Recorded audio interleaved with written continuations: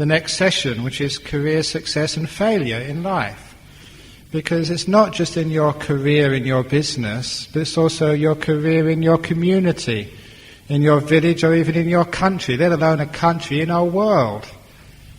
Because remember, they've started off as talking about a relationship with yourself, and then relationship in your family, especially in your marriage. Now relationship with your world, with other people, which is also a relationship with other religions, with other races, with other ways of doing things. So we cannot just have a successful career in our business, we can also have a successful life. Because what use is a successful career if there's some sort of war and there's no peace to enjoy the fruits of your labours? So it's important to learn how to have relationships which actually transcend ourselves, which go off into our business, into our clients, our customers, and also further out into the world. And these Buddhist principles do apply in those areas as well. Sometimes that people misunderstand what I say about living simply and being content. Does that mean you're not allowed to be rich? You're not allowed to be wealthy? Are all Buddhists supposed to be poor? If that was the case, it would be a waste of time me trying to raise funds for my retreat centre. No, the point was, and the Buddha made it very clear, that wealth is fine as long as it's earned properly. In other words, according to Dhamma, not exploiting other people, but earned because of your hard work, because of your skill, your ingenuity. And if it's earned in the right way, he said, marvellous, well done, it's a result of your good karma. You're meant to be wealthy, so well done. But use your wealth appropriately, the Buddha advised, for your own enjoyment, for your family, being invested for the future, and also for society, such as monasteries, such as hospitals. That is to split it 4 ways, the Buddha said. But that being said, that to be successful in life, which all of us intend to be, it takes a lot of hard work, but also Buddhist principles can actually assist in having success in your company. As many of you would know, in a company, in any sort of business, you have to be very sharp, very alert, because sometimes there are possibilities, there are opportunities to make good business, and those people who succeed are the ones who are sharp enough to spot those opportunities early and are resourceful enough to take hold of those opportunities to exploit them and to make their wealth. One of my monks used to be a stockbroker, and he said as soon as people know about those rumours on the street, it's too late. As a stockbroker, you've got to be sharp enough, clever enough to see it before the ordinary person knows about it. And you can understand, to have that degree of sharpness in a business, you have to have a very mindful and alert consciousness, which is the first thing I wanted to emphasize here. In the same way that in a marriage you have to be sensitive to each other, in business you have to be sensitive to the markets, to your customers, to your suppliers. And that sensitivity is so important. Especially sensitivity to markets, because too many businesses go under because they become lazy. They may have had a product which has worked last year and they think it's going to work again this year. They don't adapt, they don't change. And because they don't adapt to changing market needs, of course their business goes under. You always have to adapt. Even like myself as a monk, I always have to find new stories, new jokes. If I keep telling the same old stories and the same old jokes, you're not going to come again. I have to change my product every year to give a new launch. So it applies the same, and I have to be sensitive to my audience. Like you're talking about like sexuality, I have to see how far can I go with you? If I go too far, you get sort of upset. If I don't go far enough, then what's the point? So that sensitivity is also important in my career, in my business, the monk business, not the monkey business, the monk business, as it is in your business as well.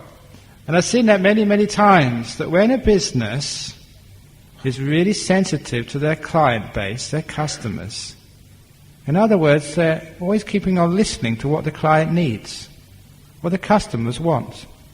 I remember reading about Dell computers, and when the fellow who founded that, one of the reasons why he had a very good growth, he listened to his customers, and he actually adapted the computers, which he got, very cheaply. He changed them to make them more friendly to his client base. And also to get, I think it was the first one to get a 24-hour service, customer service, if anyone had any problems with using their computers. And because of his innovation, because he was sensitive, he found out what his customers needed. Now, of course, that is now one of the biggest companies in the world. In the space of just 20 years or 25 years, not that long. And you can see why that worked. Sensitivity, what in Buddhism we call mindfulness, alertness. So to be successful in your career, if you're in business, or say you're a doctor, or you're just like a bus driver, you've got to be sensitive to the traffic. You've got to be sensitive to the customers. You've got to be sensitive to your boss. Now there's a time to stand up to your boss and say, no, look, I can't do that. But there's also a time to walk away and not to upset that boss. Otherwise you'll be out. So that sensitivity to the people employing you, but also the sensitivity to the people you're serving, will make you adapt to the time and place. One of my cousins, who was a salesman, he would always say that whenever you went to see a customer, sometimes you realized straight away it was the wrong time to try and sell your product. All you could do is say hello, goodbye, and get out as quick as you could. And because he developed that sensitivity, he became a very successful salesperson.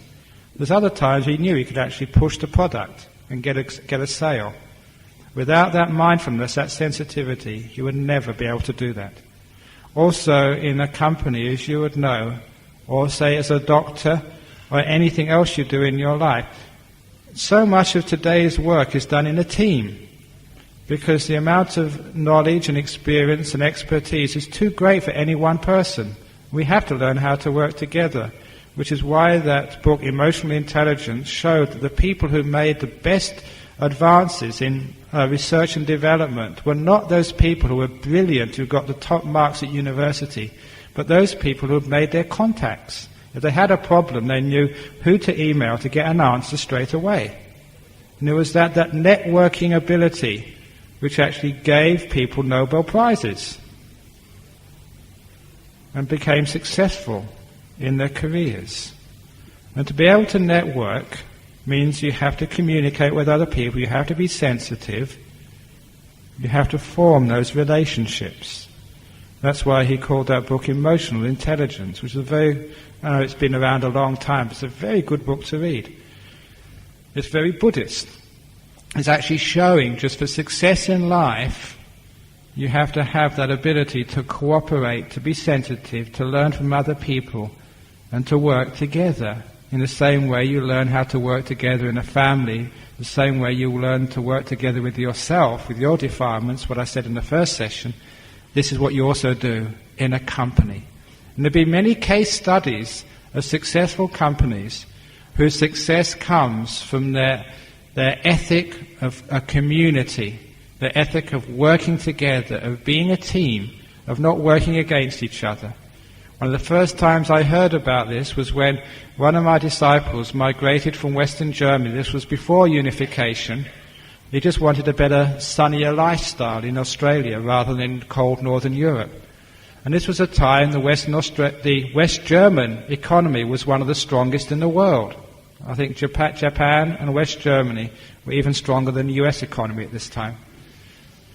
And when he went to work in some electronic field in Western Australia, he told me that his co-workers were just talking to him and saying the reason why the West German economy was so strong at that time was because the Germans worked so hard. He said, no, they don't. He said, I have to work much harder here in Australia. Then why is the West German economy so much better than the Australians, they remarked. And he said, because what I've seen so far in Australia, when we work in Australia, he said, you work like this, against each other. There's too much competition. But he said, in West Germany, when we work together in the same direction. There's more cooperation. And he said that was the reason why at that time the West German economy was so strong, because they had learned how to cooperate, to work together as a team with a common goal, rather than thinking how I can get past my person in the office so I can get the promotion first. They have to have that sort of cooperation to have success in life. So it's not just being sensitive to the market, it's also like the cooperation, the learning how to work with people, to get those contacts, to get that friendship, to have that emotional intelligence, so you can have partnerships. If not actually partnerships in business, like your friends, your business contacts. And always be sharp and on the ball. So many businesses go under simply because of stupidity. They make silly mistakes. And if you are wise, you don't need to make those mistakes. Some of those silly mistakes is because we take it for granted, we think it's always going to be boom times, they overinvest. And obviously, you all know the stock market goes up and goes down. Still people say that there's no more busts in the stock market. Now it's always going to be booms. We have got all the controls in place. But that's what they said years and years and years and years ago as well. There'll always be some busts and some booms. Maybe not as much as before, but you know that what goes up goes down. There's anicca. So it makes sense that when there's good times not to over-invest, but to keep a little bit back in reserve. It makes common sense. Unfortunately, that sometimes, because of greed, too much desire, we don't follow common sense. We get into fantasies. So in business, as in life, to be successful, we have to work hard, but we have to be wise, sensitive as well. If we reach too far, sometimes reaching too far, being too greedy, we lose everything which we have. So by understanding that, we can learn how to be innovative, how to be sensible, how to be wise. And many, many Buddhists become very, very successful that way. Also, we understand, in business, because people have to work so hard, because it's always tough in business, always was, always will be, sometimes to be successful we have to have other abilities which our competitors don't have. And one of those great abilities which we can develop as Buddhists is the ability just to take time out again. Just like, as I was saying, if you're having an argument with your wife, put your hand up and say, quiet time, please.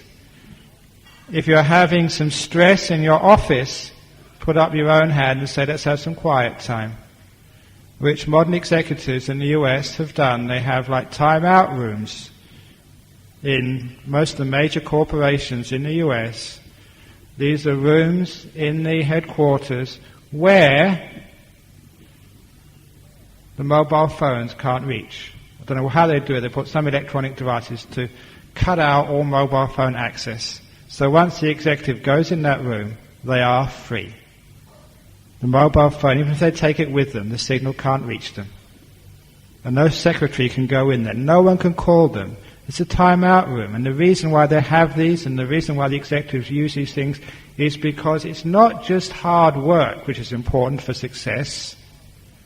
Some people think it's just brute force. The same in meditation. It's just brute force. I'm going to sit, and I'm going to be successful in my meditation. I'm going to work. I'm going to be successful in business. No, that doesn't work. Sometimes you need to have efficiency. Efficiency in your relationship, efficiency in your own mind, efficiency in your business. And to be able to do that, you can understand as a few minutes of rest makes you see things more clearly. When you see things more clearly, you don't make so many mistakes in business. When you don't make so many mistakes in business, you're far more successful. Sometimes people ask, what does Ajahn Brahm know about this? You're a monk, you never started in business. Some years ago, I went in Western Australia, they were having a seminar on road transport in that state, and I was invited along to attend. And during the seminar, there was one person did an interview with me on shipping. And so I gave him my advice on transport and shipping.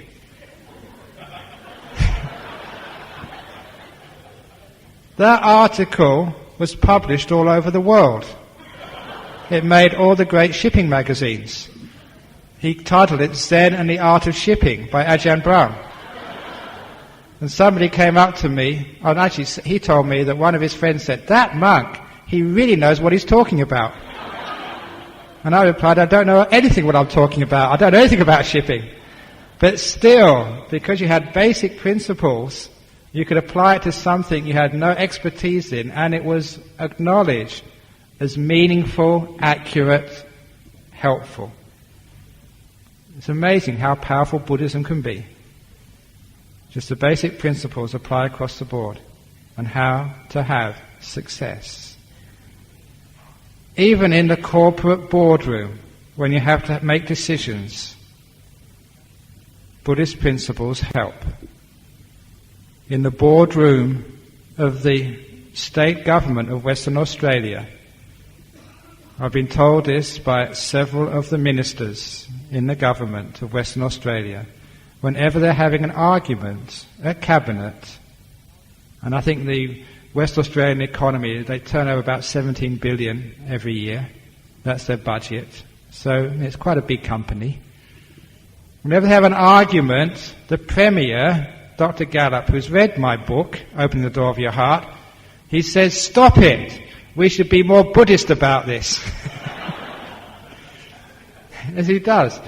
Because what he realizes is that if you're arguing, no one's listening to each other, and you're not going to make wise decisions. So he's actually using Buddhist principles to have success in government as a politician. And one of the sayings in that book, which he reminded me of, he said, the saying I like the most, which I'm using every day in my political life, he said, is don't allow other people to control your happiness. I'm not allowing the media to control my happiness anymore. Because sometimes being a top politician in Western countries, any top politician always gets a very, very hard press. People always criticize him for not doing enough. Small faults are acknowledged in the press. All the good things which they've done never get mentioned. So very often the press was giving him such a hard time, and he said, I'm not going to allow that to make me unhappy anymore, thanks to my book. So you see, these principles can actually, even in big business, in politics, can actually help you. Instead of wasting time getting upset what other people say about you, instead of wasting time arguing, instead of losing great opportunities, you can actually be more efficient, more clear, and thereby give yourself a greater chance for success. Also, that we have such Buddhist principles as compassion and kindness, and that's also important in business, because if you have a little bit of compassion and care for others, again, you have your networks, people look after you, you look after them. As you know, so many deals are done on trust. On one of the first global conferences we had, there was a friend, Colin Ash, because I've known him for many years. He was on the committee of the Buddhist Society of London, and when I was visiting my mother, I went to give many talks down there. He's also on the board of the Bank of England. He's a professor of economics, at that time anyway, at Reading University. So when he came to the global conference, he was an old friend I met, and he gave a talk on the economic benefit of monks and nuns. It's a fascinating subject. Because he said, as an economist, usually understand that one of the ways to have economic growth in any community is to have an increase in population, lots of children. That's important because the children need schooling, they need homes, they need sort of resources like refrigerators, white goods or whatever. That keeps the economy turning over. He said monks and nuns are hopeless for that part of the economy. But he said the positive side of monks and nuns to a economy, which is actually the positive side of Buddhism or religion to any economy, how to have success. He said one of the biggest problems in any economy, what really cuts back the GDP, is what's called transaction costs. And he made it very simple. What transaction costs are is if you're buying a product, you've got to know that that product is actually is according to the specifications. A lot of the time it's not. The company sells you that product, but it doesn't live up to what they say it can do. And because of that, there's a lot of mistrust. A lot of things get sent back. And that's called the first part of transaction costs. When the seller does not actually tell the truth about their product. And number two is the customer sometimes doesn't pay, or doesn't pay on time, or pays many, many weeks, months afterwards. That's the other part of the transaction cost, when the customer's not honest. And as you know that so much problems in business come from having faulty products or by not getting the money from your customers. And because of that, you have to factor in a lot of money which gets lost in transaction costs. And he was saying if there was more honesty in the world of business, those transaction costs would go down and the GDP would go up. Everybody would do better. And he said the one positive thing about monks and nuns or religions in the world is it promotes greater honesty, payment on time, trust, keeping your promises. And he said because of that, countries should be more successful, the more honest they are. And I think you can understand that in business, just how many times people have cheated you. They said they're going to give this product at a certain time and they don't. You have to ring them up, you have to chase them up, and part of your staff wastes a lot of time just worrying about getting that product on time. Wouldn't it be wonderful if you had a company and they say, we're going to deliver it on Tuesday, and every time they did deliver it on Tuesday at that time? Or if you were couriering a bank draft to Perth, and you knew it would actually get there at that time, because apparently they couriered the bank draft on my airfare, and it still hasn't arrived, apparently. Because sometimes the companies, they say one thing and they do another. They don't tell the truth.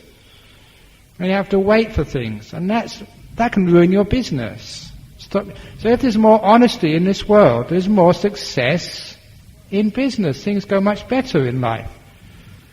So what I'm saying here is actually to get success in life, you have to build up those relationships of trust, honesty, sensitivity to one another. And then our transaction costs go down.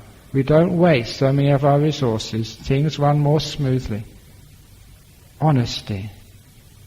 And you can't tell other people to be honest. You can only tell yourself to be honest. Start with you first. And the more honest people we have in this world, the more trustworthy people we have in this world, the more success which we have in this world. This is actually how we build success in our businesses. But even with the best will in the world, that sometimes you have a business idea and sometimes it just doesn't work. Sometimes bankruptcies happen, but you try your very best. So sometimes you do come across failure. But sometimes you wonder, is it really failure after all? You tried your best. How can that be failure? This monk once told me, it's a very good piece of advice for my life. He said, don't try to be enlightened. Don't try to get deep meditation. Just do your very best. And when you go to sleep at night and you look back on your day, if you really put maximum effort, you tried your very best, what more can you do? How can you ever say that's a failure? So he said, if things go right, you become a millionaire or you become enlightened as a monk, that's some karma. But you've done your very best. You've given the karma you have the most positive possibility of success by doing your very best. But don't get disappointed if it doesn't achieve enlightenment if you're a monk, or if you don't achieve being a millionaire if you're a businessman, or the paying off your house if you're just an ordinary working person. You've tried your very best. Well done. At least you'll have that inner success. Having done your very best, you'll be able to sleep well at night. And you'll be able to have much greater inner happiness, inner success, than some people who are just living on the edge because they know that their so-called wealth is built on bad conduct, sometimes illegal conduct, and they know that soon, one day, they're going to be caught. If they're not caught, they're worried every day that one day they'll be caught. I'm talking about, people like the head of Tyco or the people at Enron or wherever, and Arthur Anderson. People who take the easy way out, who don't keep their precepts. And eventually, if they don't actually get caught now, they're worried about being caught. And all of their wealth, their success, is of no use to them when they're in jail.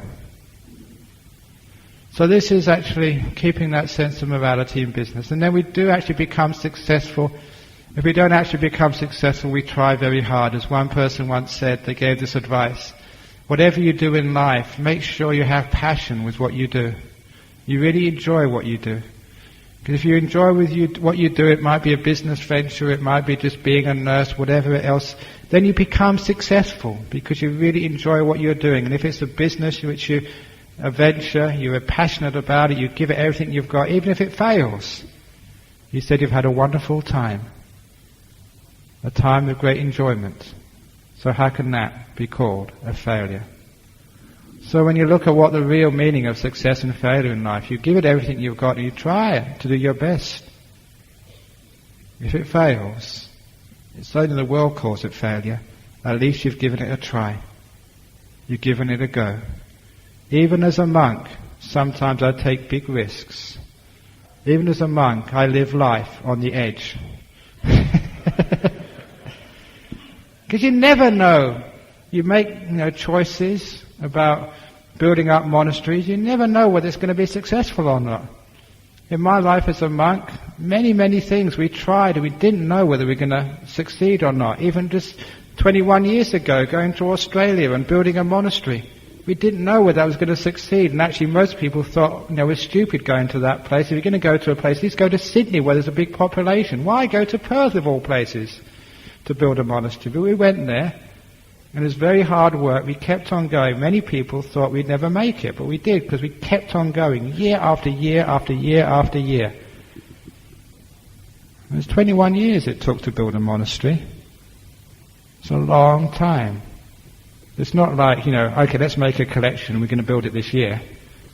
And we had to do it slowly, because at first no one trusted us. Even the Thai people, they came up to me afterwards and they say, when you two monks first came here, we didn't know who you were. We didn't know whether you were real monks or not. Why should we give money to you if you're just going to be here for 6 months and then go somewhere else? So for the first year, most of the people just looked at us, checked us out, to see what our conduct was like. And when they saw just how well we practiced and how hard we worked, as monks, those first year was tough. You used to get up, was it 3 o'clock in the morning in those days? Actually, it was easy to get up at 3 o'clock. I'll tell you why later on.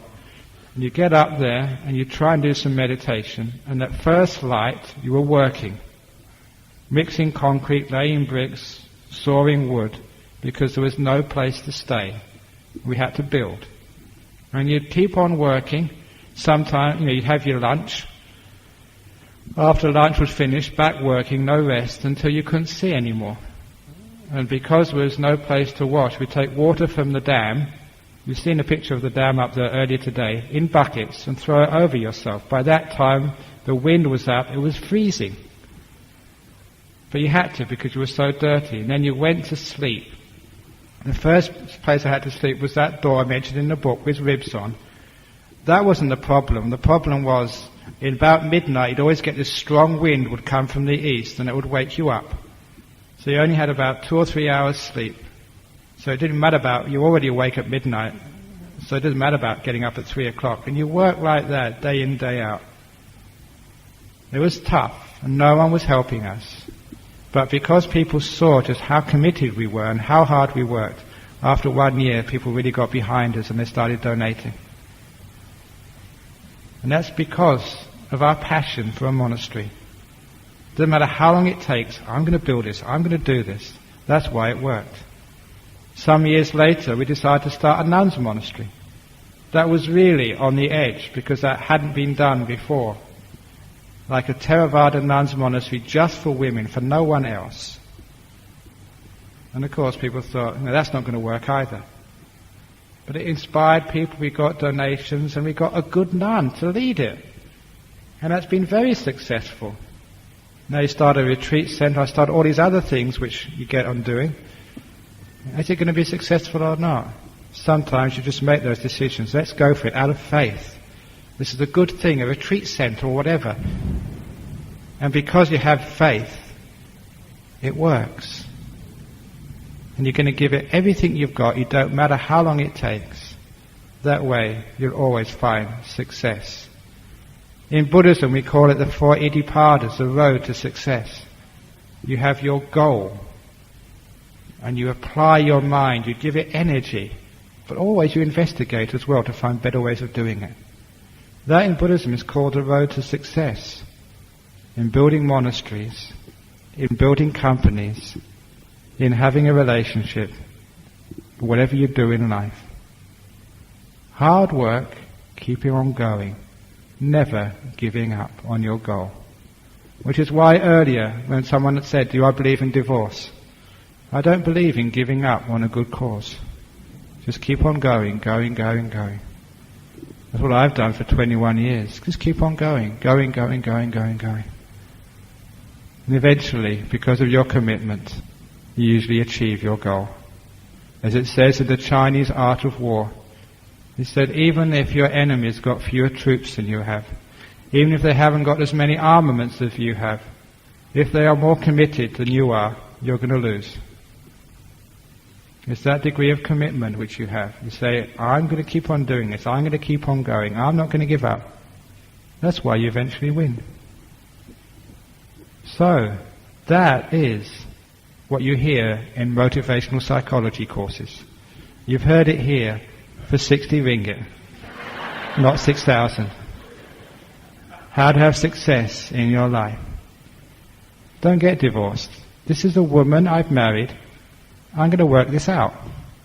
We're going to stick together. Because there's nowhere else to go.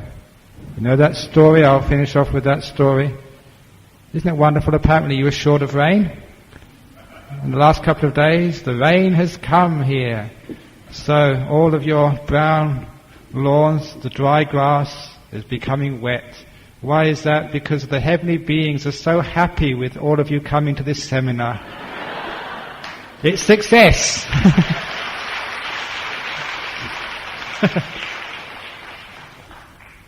So if you keep on going and you work hard, you'll always be successful in life. That's certainly the story of my life. I consider myself a successful monk. It's not easy. It's been hard work. And because of that, you build up this wonderful relationship with so many people all over the world. How do I get that relationship? Why do so many people come here and I've got so many friends in KL? It's because you look at each person and everyone is important.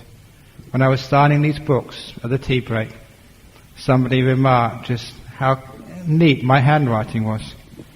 And I said, because I care for every person who comes up here. I care enough. You've come up here, you've bought my book. I'm going to write a neat signature for you. Because I care. That's why I'm successful. If you have that same degree of care with every one of your customers, because those were my customers.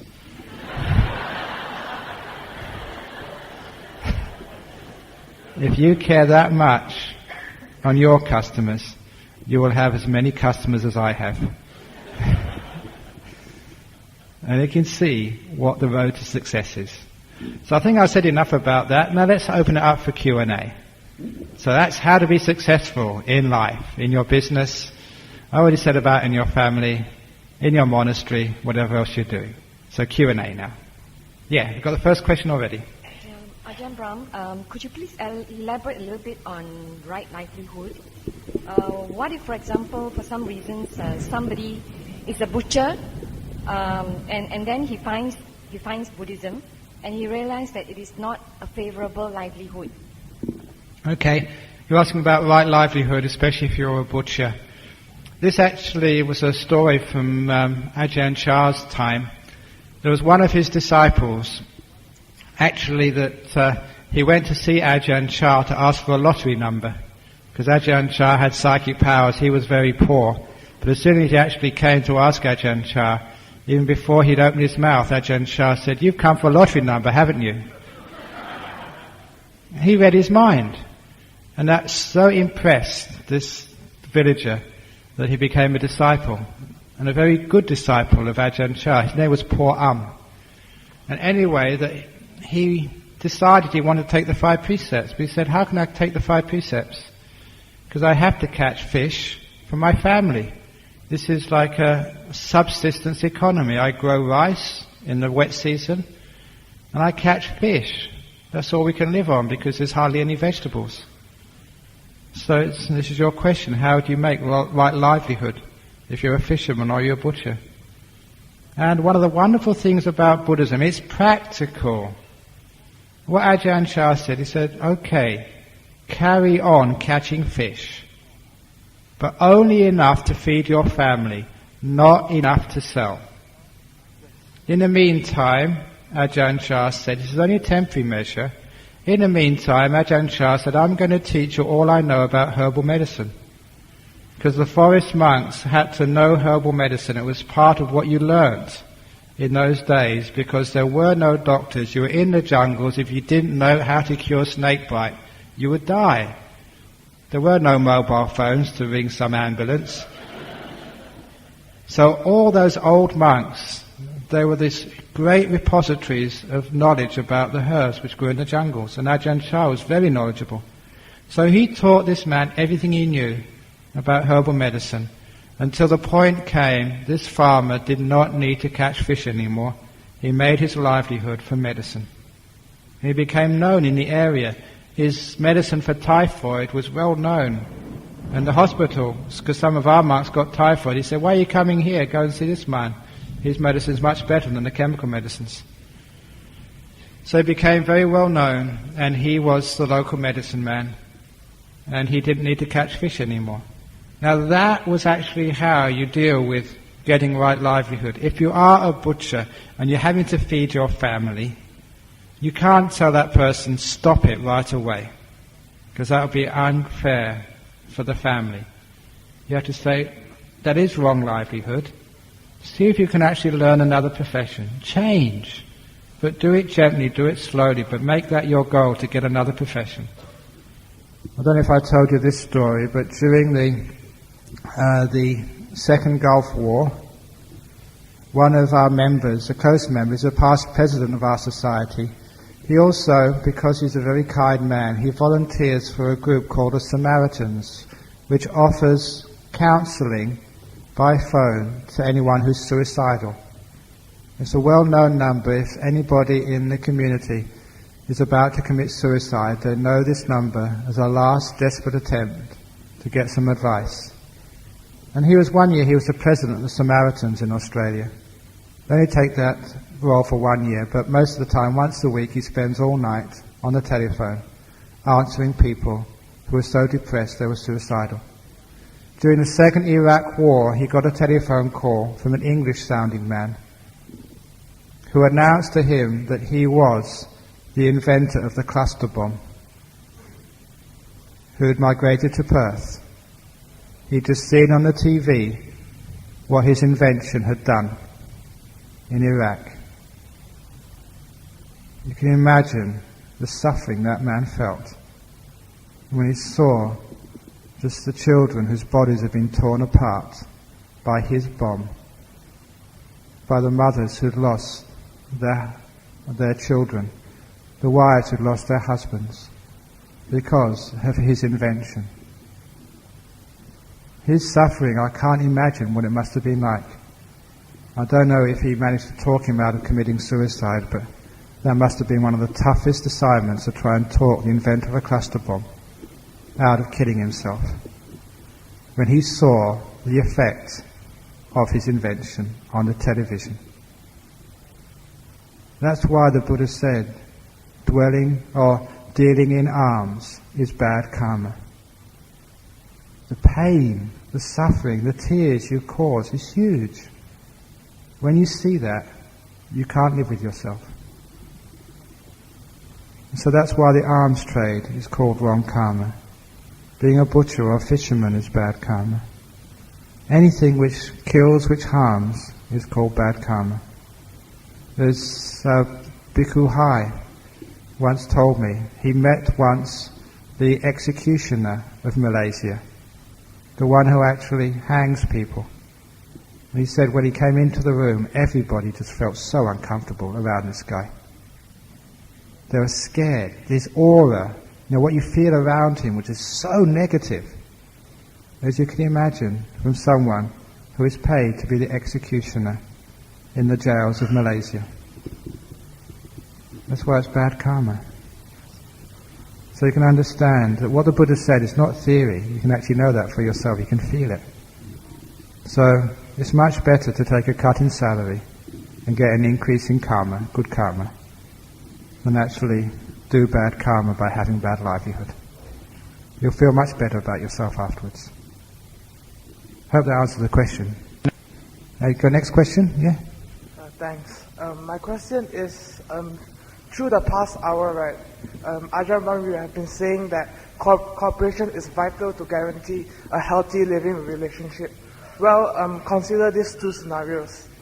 A is an individualistic leader in the sense that he unites all the members of his group by brute force, and through this he is able to make each and every member cooperate to achieve a specific motive.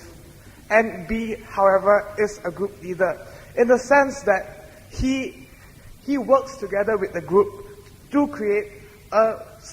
work towards a specific objective. But however, B uses a very friendly and direct approach. However, B's leadership is somehow questionable as he uses a very friendly way to approach his colleagues. His leadership, his rank would be almost the same as there is no brute force involved. So in your opinion, Ajahn Brahm, which of these two leaders, A and B, is best in accordance to Buddhism? Thanks. Okay, not just in Buddhism, the best leader is always the one who encourages people rather than uses brute force. Because you find out what happens if you use brute force. Sooner or later people rebel. You use brute force. After a while people don't do anything. There's an old Buddhist story, which many of you may remember, the story of Nandi Visala, the ox. It's one of my favourite Buddhist Jataka tales. In this story, I hope you're sitting comfortably, once upon a time, there was an ox named Nandi Visala. This was the time before Walt Disney, but even in those days the animals could speak. And one day Nandi Visala, the ox, went up to his master, who was a very poor farmer, saying, "Master, you're getting very old. It's about time you retired from pulling the plough. And me too, I'm getting old too. I want to retire."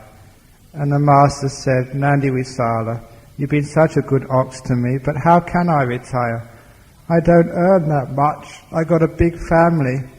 I haven't got enough money to retire. I'll probably have to work till I die." And Nandi Visala said, "Yes, I know that, but I've got a plan.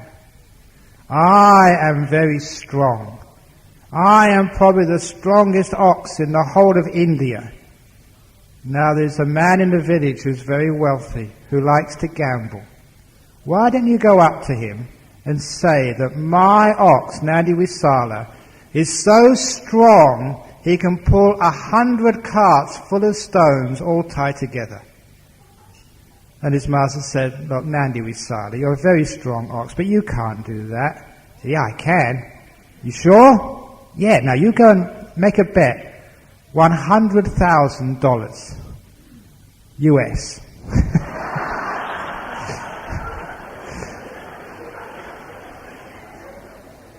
If you're going to do it full on. That my ox can pull 100 carts. He won't believe me.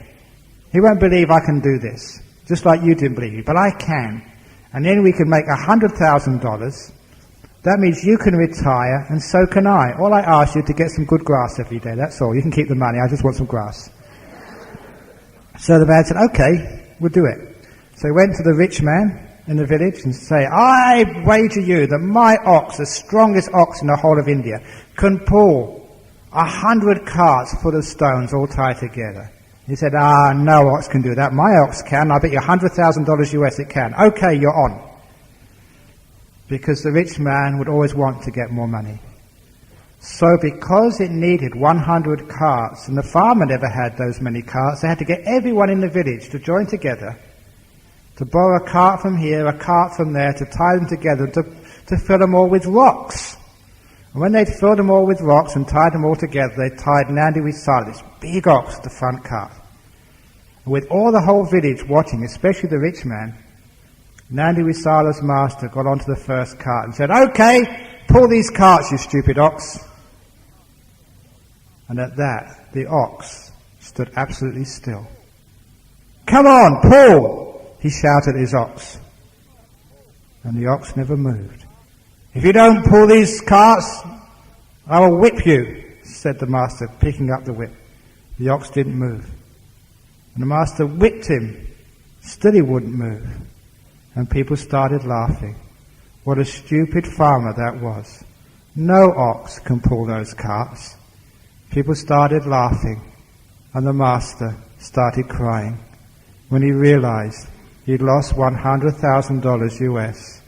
He couldn't afford that. He would have to sell all his land and he'd still be in debt. He was ruined.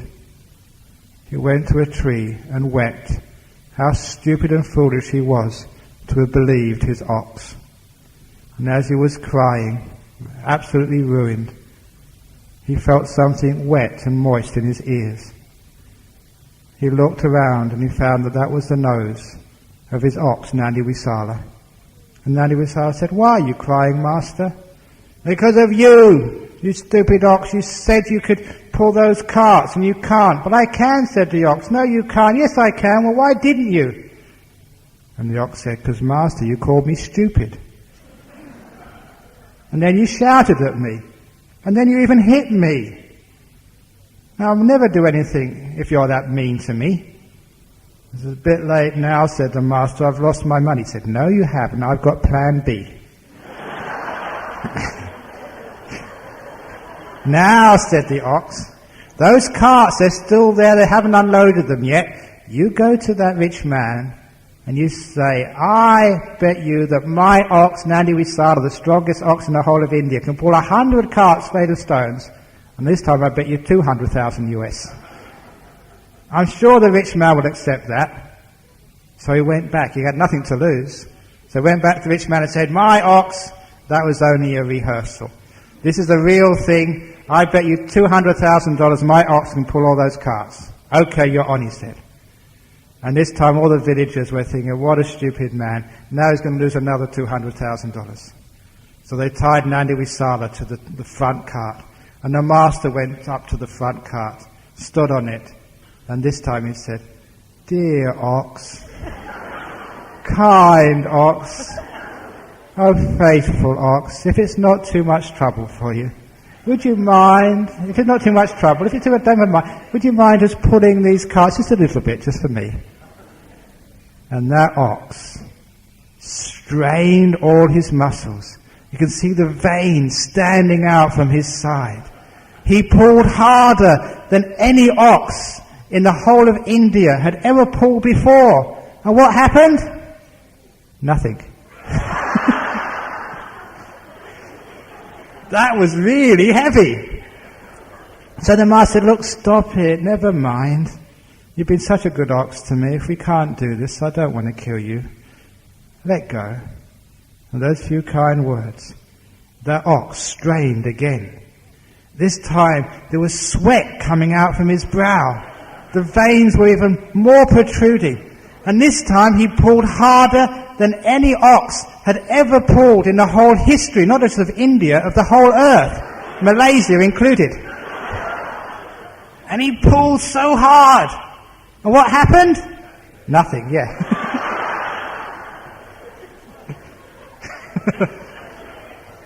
The master said, look, stop it. I know you're kind, ox, but I don't want you to hurt yourself. I'd rather be poor and have you as a friend than have you die. Let it go, kind ox. Now those real, selfless, compassionate words. The ox strained again. This time, he pulled, not only the veins were coming out of his body, the sweat was pouring down, the eyes were bulging out as well. And he pulled harder than any ox had ever pulled in the whole history of the universe. Even in Mars, no ox had ever pulled so hard. And you wouldn't believe just the effort this ox pulled. And first of all, you just heard a little creak. Something moved. And from that first little creak, there was another creak a little bit louder, as another wheel started to move. As you know by the laws of friction, once things start to move, the friction gets less. The carts were moving. It was a miracle. And all the people were cheering, which made the ox pull harder. And after a short while, everyone was cheering and laughing as the ox had pulled these 100 carts. Everyone was cheering. The master was crying with joy. The rich man was crying also. He'd lost $100,000. No, because he owed him 100,000 before. He got 200,000, so it's 100,000 up. Pay attention.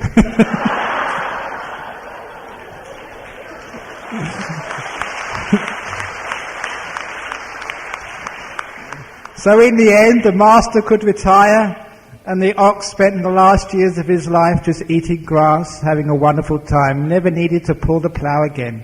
The story of Nandi Visala, the ox. And the moral of that story was, if you treat someone with kindness, they will work much harder for you. So, if you want that nice new dress from your husband, dear husband, kind husband, if it's not too much, if it's too much trouble, don't worry about it.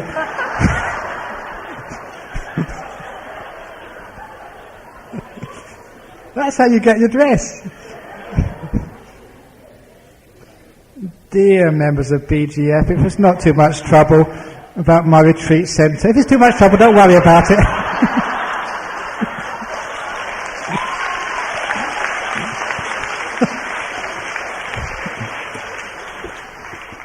That's how you get things done in the world. So in a company, that was actually the story told by the Buddha. And I found that works in life.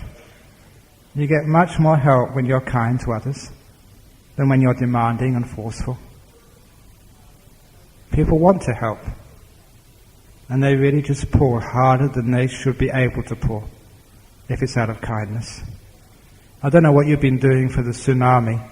Last Sunday in Perth we had a fundraiser for the tsunami, and I couldn't believe just how hard people pulled together for that. I was just more exhausted than I've been for many years. So was everybody else. But we raised so much, and people were so happy, simply because we're all working together for a good cause, kindness. Never needed to order anyone around. Just, if it's not too much trouble, please come and give a hand. And they all did. That's how I've worked in my life, and it's been successful. Any one of you who've ever been to my monastery in Perth, you spent time there, I will guarantee that you'll never have heard me shout at my monks, not once. I don't think I've ever shouted at my monks. I just encourage them. And that's why there's so many good monks at my monastery. You get much more out of them with kindness. So that's the answer to your question. My experience is the best leader is one who leads, encouraging with kindness than with force. Next question. Yeah. Which one is it? Ajahn Brahm, we know that relationship is very important, but we also know that one hand we cannot clap.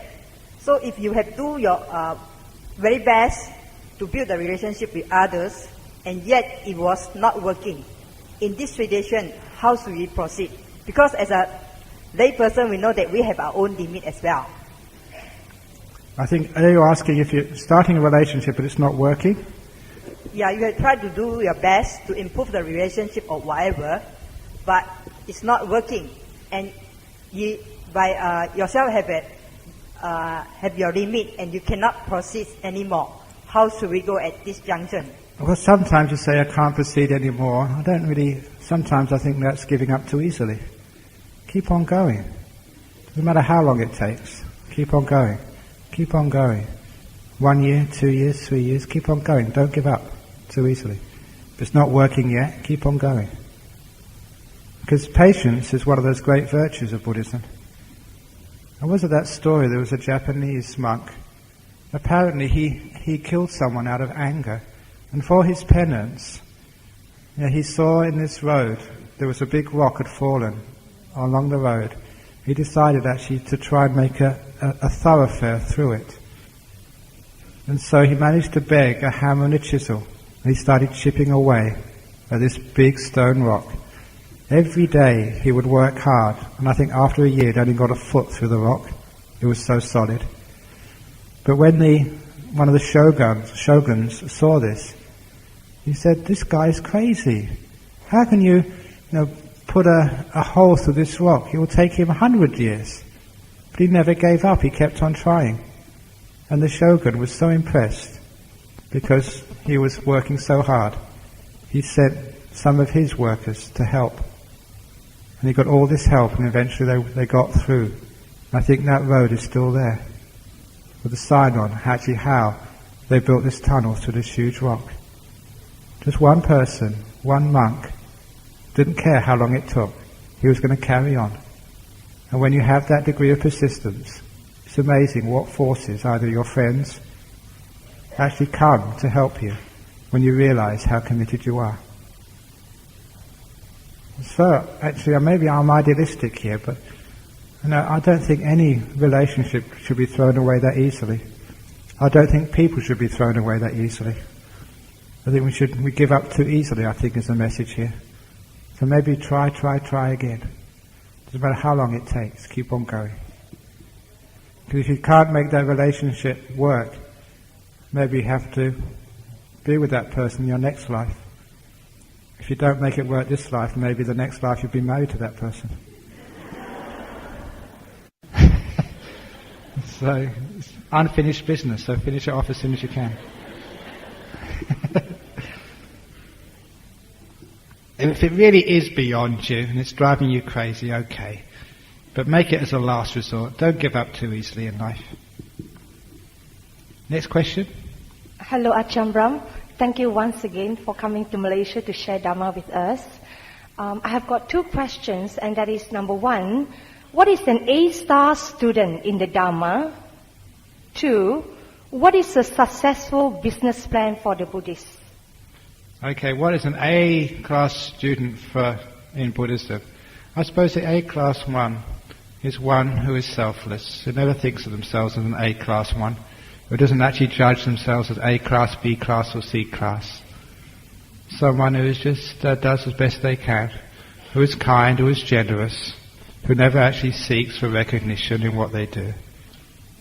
And sometimes they're the people who you don't see, the ones you don't see up on the stage, the people who work selflessly behind the scenes, because they don't really want to put themselves forward, they're just serving for the sake of serving. They're so selfless and kind. Sometimes the best enlightened beings are the ones you never actually see. There's one of these monks, his name was Ajahn Brahm, passed away only recently. He was this great arahat who lived in the northeast of Thailand. No one knew about him. Only a few monks knew that he was fully enlightened. He was just this old monk who lived in the village, who would go on alms round every day. And the local villagers thought he was just an old monk, that's all. Because he was so selfless, so pure, that he just disappeared. Sometimes that's the A-class student in Buddhism. Someone who's let go of their ego so much. They're just there to serve. They never argue with you. They're always there to help. I think that's really the A-class student. And the selfless, or the best business plan for a Buddhist is actually to do your duties in the world. If you're a wife, do your duties to your husband. If you're a mother, your duties to your children. You're a daughter, duties to your parents. If you're a husband, do your duties to your wife. Be selfless in those duties. Do your duties to your parents, to your children. That's the business plan of life, doing duties. And if you really want to build up a business, remember your business, no matter what business it is all part of like the service to the community. If there wasn't like air companies, I would not be able to come to Malaysia to give a talk. So I've got gratitude. Actually, I flew Singapore Airlines. I've got gratitude to Singapore Airlines for flying me here to give Dhamma. So those people are working, say, for the air companies, or for the people who produced the car which drove me here. Every job has got a place. It's an important part of our life. So don't think your job is unimportant. So your business plan is actually, whatever job you have, I'm going to do this to the best of my ability, to do my duty for my employer, to do my duty for my customers, to work hard, so I can actually have enough funds to look after my family, to look after my children, to myself, and also to have enough funds to make punya, to make merit in this world, for my next life. So that's a successful business plan, for me anyway, to do your duties, to work hard, not just for the money, for serving your community, to serving your country, to serving your world, to make it a better world. And what money you make, share it out between your own, the 4 ways the Buddha said, for your own happiness, for your family, for investment, and also for charity, charitable works as well. And that's the best business plan, made by the Buddha. Yeah? Ajahn Brahm, just now you emphasized a lot on honesty for businesses, successful businesses, and also spiritual. In like doing business, or when we are in the business, it's very difficult to be honest. I mean, I can't buy a pencil for $1 and tell everybody I bought it for $1 and then sell it for $1, isn't it? And sometimes our profit, like sometimes our customers or clients ask us, we can't tell them the truth. So how do we approach this? Okay, in business, there's a lot of people say that, you can't tell people the truth. Okay, don't tell people the truth, but don't tell them lies. So don't tell them how much it costs. And it's true, I think there is some things which are understood in business, that you have to make some sort of profit. You don't tell your competitors where you're sourcing your materials. You don't tell your competitors your profit margins or the secrets of your business. But as long as you're fair, in other words, you make a fair profit. You don't exploit people. And you may not actually tell the truth to your competitors or to business, but you don't tell lies either. I think that's very important in some things, especially when it's, telling your customers about what your products can do. If you sell a pencil, but it's only a piece of wood because you forgot to put the lead in the middle, then obviously, your business is going to go bankrupt pretty quickly when you lose the trust of your clientele. So don't lie to your customers. And please don't lie to your staff either. Otherwise your staff will not want to work for you.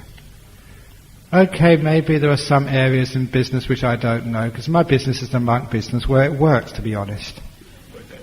But in other businesses, okay, fair enough, it might not work. But at least try and lessen your dishonesty.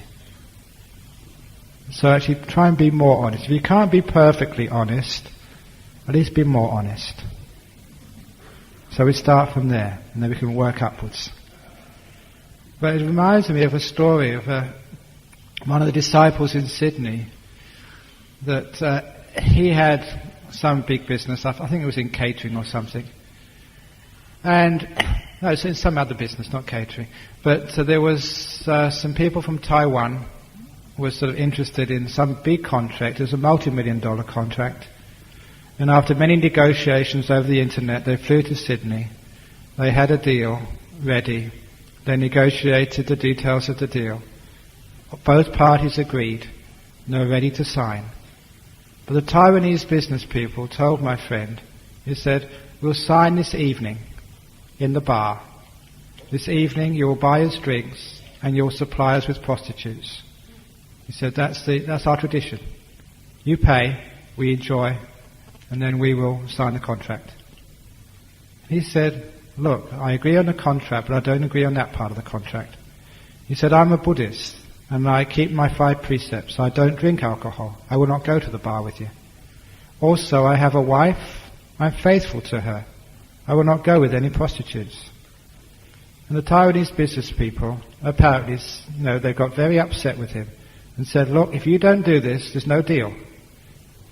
It's either do our tradition or we won't sign. There's many millions of dollars were involved. He said, okay, I'm not going to sign. And the Taiwanese business people walked out. He'd lost the deal. I was very impressed with that business person. He'd rather keep the 5 precepts than actually make money for his company. However, the story never ended there, because that evening he got a telephone call. The Taiwanese were at the pub, at the bar, and they'd been talking, they said. We've been thinking, it's much better to sign a deal with someone who's moral and virtuous. We're coming over straight away. They signed that deal at his house. He stood his ground on moral principles, and the business person realized, if you're going to do business with someone, isn't it better to do business with someone you can trust? If he doesn't cheat on his wife, he's not likely to cheat with us. So they signed that deal. He got the contract because he kept his precepts. And a beautiful story. Does it make sense with you? If you're doing a deal with someone, would you like to do a deal with someone who cheats on their wife? Who goes and gets drunk? Is that a trustworthy business to deal with? Or would you rather sign a business deal with someone who's honest and virtuous, someone you can trust? I know who I would sign that business deal with. You're much more likely not to lose with honest people. So, who would sign a business deal with you? Many people, if you're honest.